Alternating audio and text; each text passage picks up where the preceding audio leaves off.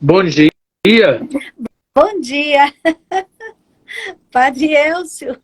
A gente tentou de um jeito, não deu, né? Graças a Deus, tá Pois é, saindo, saiu. que luta, hein? E a gente com tecnologia, então, mas a gente treina para outro dia nós fazermos lá no YouTube com o StreamYard, né? Lá. Então, mas tudo bem, não tem problema não. A sua bênção, Padre.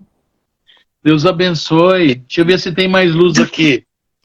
Melhorou a luz? Pois é, então nós estamos nessa luta aí, né, Suzete?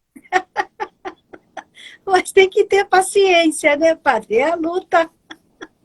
Ah, É, eu, por exemplo, tenho dificuldade sim com a tecnologia, com a ferramenta, mas vamos lá, né? Uma hora sai. Não tem é, problema, não. pois Não somos experts, né, na tecnologia, não, viu? eu também sou difícil, sou meio muito ruim nessa coisa. É, eu sou lenta, mas vai saindo, vai saindo. É. Bom dia para você que está chegando. Esse é o Padre Elcio Mota Félix. Bom dia, Marcela. Padre Elcio vai falar um pouquinho sobre o coração de Jesus, educador, mestre, formador das nossas almas. Tivemos já mais 2 momentos anteriores com o Padre Elcio falando sobre o Sagrado Coração de Jesus e hoje ele vai continuar mais um pouquinho. Primeira sexta-feira do mês. Melhorou. Salve Maria! Salve Maria! Vamos iniciar então, Padre Elcio, a sua bênção, sua oração inicial. A nossa oração inicial pode ser invocando a invocação ao Espírito Santo.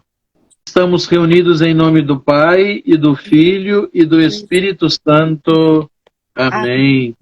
Vinde, Espírito Santo, enchei os corações dos vossos fiéis, e acendei neles o fogo do vosso amor. Enviai o vosso Espírito, e tudo será criado, e renovareis a face da terra. Oremos. Ó Deus, que instruíste os corações dos vossos fiéis com a luz do Espírito Santo, fazei que apreciemos retamente todas as coisas, segundo o mesmo Espírito, e gozemos sempre da sua consolação, por Cristo Senhor nosso. Amém. Amém. Muito bom a introdução da Suzete, a todos os que estão nos acompanhando. É uma honra para nós, para mim, para qualquer pessoa, falar um pouquinho do coração de Jesus, que é aquele coração que nos educa, nos instrui na espiritualidade, nos leva à profundidade divina, e nos educa de um modo amplo, educa o nosso coração, educa a nossa vida espiritual, educa a maneira como devemos praticar o Evangelho. E hoje, Suzete, se me permitem, gostaria de abordar sobre algumas características que Jesus tem, por ele ser esse bom educador. Então, algumas características que estão muito, muito presentes na pessoa de Jesus. E de tal maneira que a gente possa compreender por que Jesus é esse modelo de educador. Por causa dessas características que ele possui. Então, são 6 características. Podemos abordá-las uma por uma, assim, bem breve. Por que Jesus é um bom educador? É um modelo de educador? Por causa do amor dele. Então, o amor que Jesus expressa, que Jesus tem por nós, esse mais do que sentimento, o amor na Bíblia é mais do que sentimento. O amor na Bíblia é atitude real, é atitude concreta. Esse amor permite Jesus nos educar. E é por amor que nós somos educados, não é? Sem amor não há educação. Não existe só disciplina ou só o uso da razão por si só para que haja a educação. A educação, ela tem a sua base primeiro no amor. Por quê? Porque você educa alguém é através do gesto de amor. Sem o amor não há educação. Essa é a primeiríssima característica. Então, quando os discípulos veem Jesus doando a sua vida no amor aos irmãos, perdoando, indo aos pecadores, se aproximando dos doentes, tocando os doentes com aquele carinho, aquela menina que estava semi-morta, e ele vai e toca nela, a sogra de Pedro, que estava doente, vai a ela, toca, levanta a mão e toca nas mãos dela e a puxa para que possa recuperar a saúde, permite a hemorroísa tocá-lo em seu manto. Então esse amor, ele por si só já educa. A gente olha para Jesus e vê, nossa, que tão grande amor é esse? Já está nos educando. A segunda característica é a escuta. Jesus é um homem de Deus que escuta. Ele escuta as pessoas, ele conversa com as pessoas, especialmente as pessoas que estão assim mais sofrendo.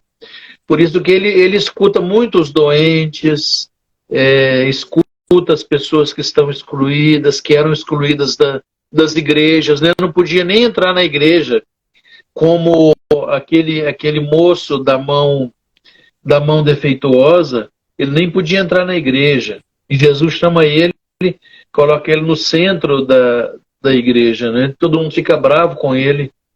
Mas Jesus aí ele escuta as pessoas, escuta os pecadores. Quem diria alguém escutar pecador? O pecador não podia nem se aproximar das pessoas. E Jesus, além de se aproximar, ele escutava os discípulos, conversava. E aqui, o mais importante, Jesus escuta a Deus. Ele frequentemente ia à montanha, se colocava naquela atitude bonita de ficar em silêncio, escutar a Deus. O que Deus tinha para falar no coração dele, né? E Jesus é assim. Então, essa atitude de escuta nos educa também a escutar, a ser pessoas que buscam ser mais escutadores do que faladores.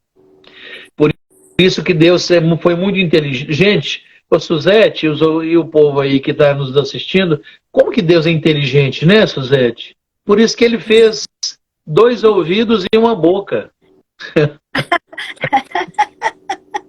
Verdade, padre. Imagina se Deus tivesse feito a gente com 2 bocas e um ouvido. Verdade.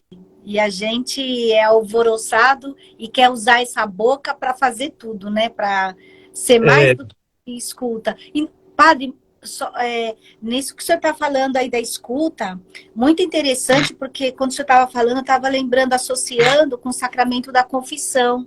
Esse educador de Jesus, né? Que na figura do sacerdote, no sacramento da confissão, esse exercício do sacerdócio, esse divino do sacerdote de ouvir, de escutar, não é? Ligado à paciência para ouvir os pecados, seja de qual pecador for. Jesus está sempre à disposição na escuta.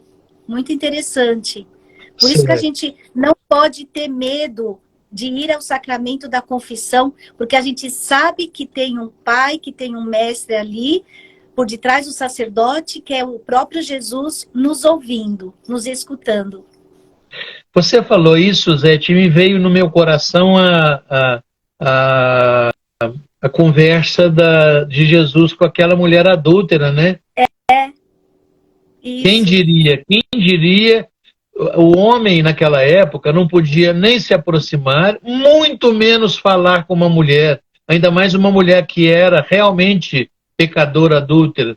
E Jesus conversa com ela: mulher, alguém te condenou? Então como é que pode Jesus escutar uma mulher, não, e ainda uma mulher pobre, possivelmente pobre, pecadora e reconhecidamente adúltera.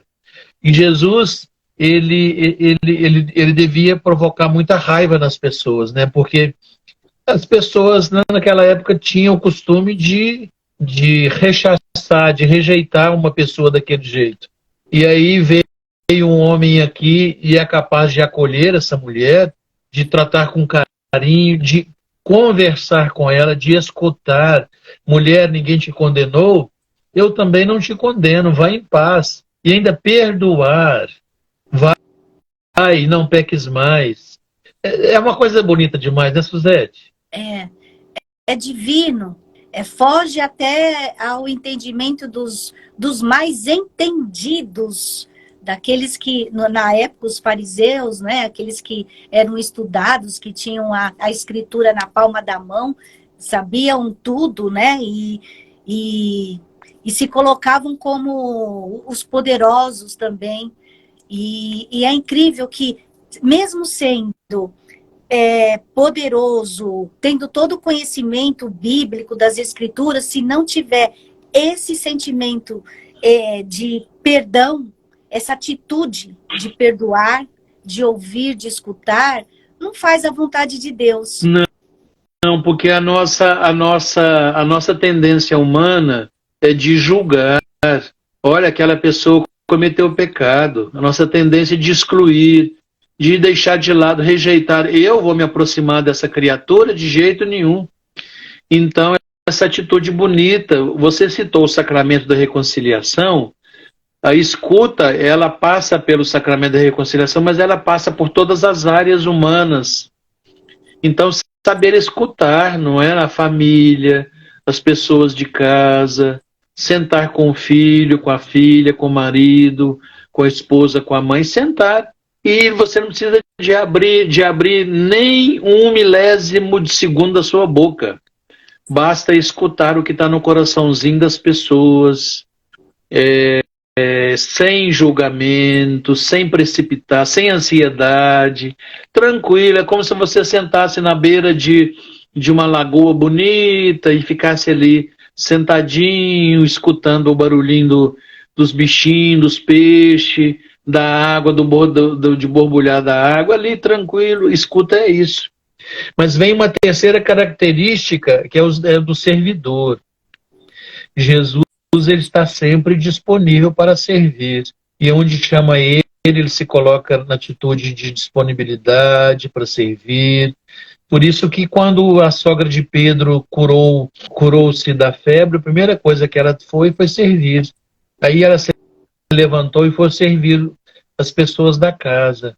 Isso é muito importante, porque não adianta a gente dizer muita coisa bonita, mas também se não serve, né? Se não está disposto para servir os irmãos, a doação da sua vida pelos irmãos. Jesus nos educa pelo serviço dele. Nossa, Jesus, ele que é o Senhor de todas as coisas, está servindo os irmãos, está se levantando da mesa para enxugar os pés, lavar os pés dos discípulos. Uai! Então, se ele que é Senhor está fazendo isso, eu que não sou Senhor, não sou coisíssima nenhuma, então também devo fazer igualzinho ele está fazendo. Então, Jesus é educador. E aí é o exemplo. A próxima característica é exemplo. Jesus, ele é exemplo para as pessoas. Não para ser bonzinho no sentido pejorativo do termo. Eu vou ser bonzinho, arrumadinho, bonitinho, só para demonstrar para os outros que eu sou arrumadinho, bonitinho. Então, não é dessa forma. Mas é no sentido dessa referência. Então, a gente olha para Jesus e vê nele essa referência. Ele é um exemplo a ser seguido. Não é? Nós podemos imitar tudo de bom que Jesus fez e sem nenhum medo de errar. Outra característica de Jesus é o do estímulo, incentivo e apoio. Jesus é um líder que estimula as pessoas. Ele estimula as pessoas, ele incentiva, ele apoia. Você não vê... eu me recordei de uma coisa que eu esqueci. A única pessoa que Jesus não dava muito ouvido era o diabo. Ele chegou a conversar com o diabo, mas ele não dialogou com o diabo. E geralmente Jesus impedia que o diabo falasse muita coisa para ele.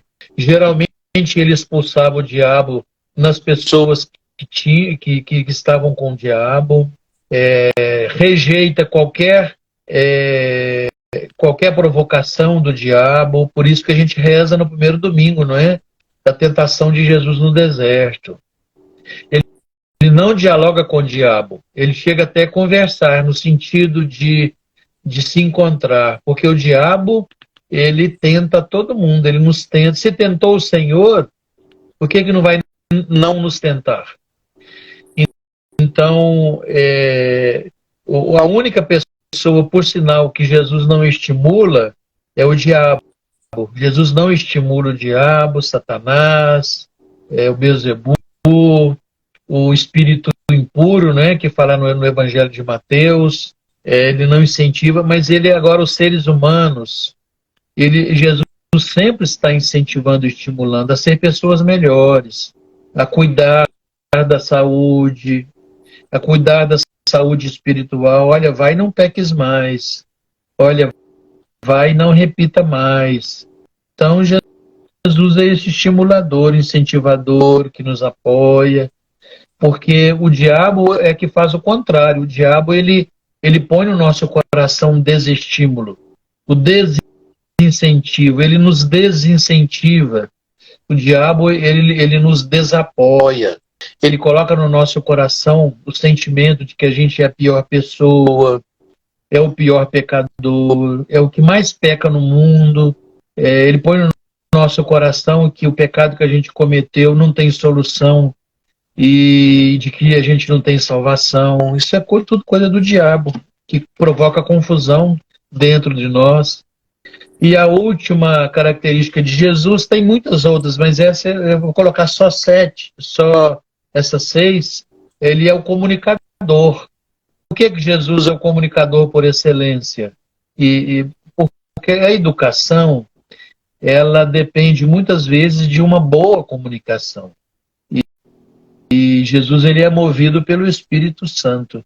A única pessoa que consegue comunicar 100% fluente é o Espírito Santo. E como Jesus é movido pelo Espírito Santo, ele consegue comunicar-se com as pessoas, transmitir o que é do Pai para nós e levar o que a gente leva a ele para Deus. Jesus é o comunicador por excelência, ele transmite perfeitamente o que é divino e o que é humano. É uma coisa fantástica olhar esse aspecto da comunicação em Jesus. Como que ele se comunica com as pessoas? Como que ele trata as pessoas? Como que ele comunica o amor? Como que ele comunica a verdade divina? Como que ele comunica a tradição humana? Ele orienta tudo. Jesus é o comunicador por excelência, com clareza, ainda que às vezes use linguagens figuradas, é uma linguagem assim simbólica, mas aí tem que interpretar. Mas se a gente conseguir entender o que Jesus está dizendo, nós estamos para lá da salvação, estamos pertinho do céu. É verdade. Padre Elcio, todas essas características que o senhor apontou de Jesus, tudo que nós queremos ser como filhos de Deus, queremos imitar Jesus. Então, Jesus, como o senhor disse, veio como exemplo, ficou entre nós e nos ensinou, nos educou através de todas essas situações que os evangelhos nos apontam, nas atitudes, nas razões, no diálogo com as pessoas, com os seus, a forma de tratar, a forma de ouvir.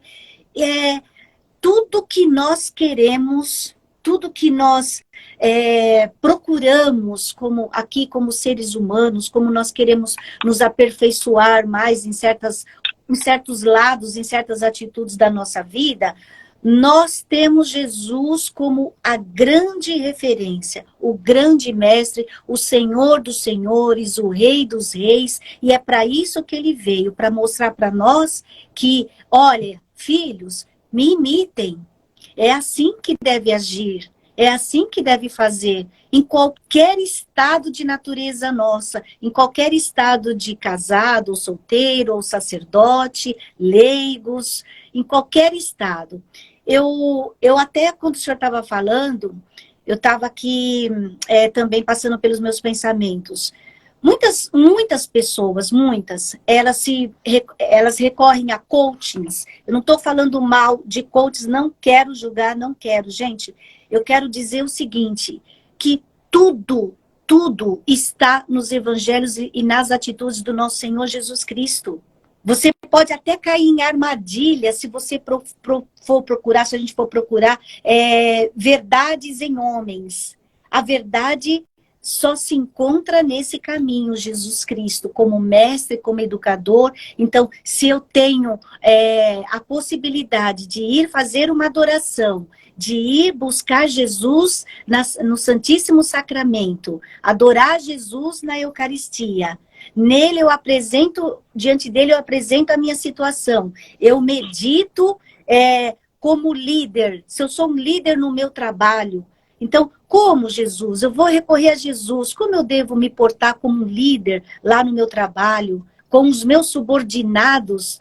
Como eu devo tratar? Como eu devo fazer? Então, esse exemplo Jesus é. Jesus, tem muitas pessoas que estão querendo ter conversas comigo, travar lutas comigo através de teorias do mundo, de ideologias do mundo. Jesus, então, vai recorrer ao nosso Senhor, vai meditar, vai silenciar. Lá está, nesse coração, está a resposta de o que você deve fazer, o que você não deve fazer, o que você não deve escutar, dialogar com o diabo, que é o divisor, não é? Que é o confuso de todas as situações, que ele também sabe as palavras que estão na Bíblia, não é, padre? Ele também sabe. E ele faz o jogo de palavras. Por isso o Senhor disse, o próprio Jesus nos ensinou, não dialoga, não se comunica, não dê confiança, não é? E o amor, que é um ato de escuta, de paciência, né? Então, tudo isso agregando no nosso trabalho, na nossa rotina do nosso dia a dia. Esse é o verdadeiro educador, esse é o verdadeiro mestre. Não existe outro caminho, né, padre? Então, onde eu devo, nós católicos, aqueles que querem também aderir ao catolicismo, tá aí, recorrer às escrituras, aos evangelhos, à adoração, à meditação, à reflexão, que é isso que essa quaresma nos propõe desse tempo mais forte. Sim, Suzete, existe no mundo toda essa cultura que nós estamos dentro dela, existe uma infinidade de vozes, de modelos do mundo, as ondas que passam pela sociedade, isso tudo está presente e nós estamos dentro dessa cultura, dentro dessa sociedade. A pessoa ela é capaz de usar a sua liberdade para escolher o que lhe convém, como fala Paulo, não é? Tudo posso, mas nem tudo convém. E a pessoa deve ir aprendendo, ela pode aprender de Jesus e levar a sua vida conduzida pela referência, pelo modelo que é Jesus e se pautar nela. Mas também na sua liberdade, a pessoa pode colocar a sua referência em outras coisas, não é? O mundo diz muito para nós. Inclusive, eu já quero fazer o convite, Suzete, você citou a quaresma, vamos abrir uma exceção. Temos feito essas lives na primeira sexta, mas por conta da quaresma, seria interessante, eu faço a proposta, da gente usar uma sexta-feira na quaresma, possivelmente a sexta-feira que vem, ou a outra, fica a seu critério, Suzete, de uma live que pode nos ajudar bastante por ser o tempo da quaresma. Olhar esse contexto de mundo que a gente vive, e o que a Quaresma nos propõe, que a Quaresma nos propõe uma interiorização. Usando outras palavras, a Quaresma nos ajuda a interiorizar. Então, nós podemos, veja aí se é possível, Suzete, ou na sexta que vem ou na outra. Pode ser na usar sexta que vem. Pode ser. Então, aí nós vamos abordar um pouquinho esse mundo que a gente vive, algumas características desse mundo que a gente vive, como que a gente pode aproveitar o tempo da Quaresma usando essa atitude muito humilde de interiorizar. Como que a interiorização, na verdade, a interiorização é uma outra palavra que se usa para coração. A palavra coração, ela tem também um sentido na Bíblia de interioridade, interior, não é? Então podemos, você me comunica depois para a gente combinar de fazer uma live sexta-feira que vem, por conta da Quaresma, como que a gente pode usar da interioridade para vencer as condições, no mundo de hoje que a gente vive, não é?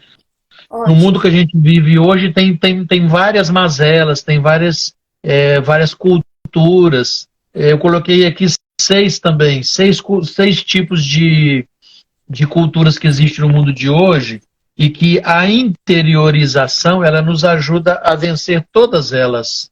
Amém. Então, vamos fazer assim na próxima sexta-feira, então é um compromisso nosso aqui com o nosso ouvinte, e vamos marcar por esse horário da manhã mesmo, né? Bem, aí você define com todo mundo aí na publicidade o horário mais conveniente, se derruba o povo da cama. Eu faço a missa aqui 6 horas na igreja, aí eu brinco com o povo de Deus, o padre derrubou vocês da cama para vocês virem às 6 horas da manhã na missa. Mas é uma forma de penitência, penitência é isso mesmo, é que dói o corpo, dói a vontade de dormir mais, para você ir se encontrar com o Senhor na oração, na contemplação, na Eucaristia. Nosso Senhor levou os seus ao monte também para meditar, para essa interiorização, não é mesmo? E tem que ter esforço.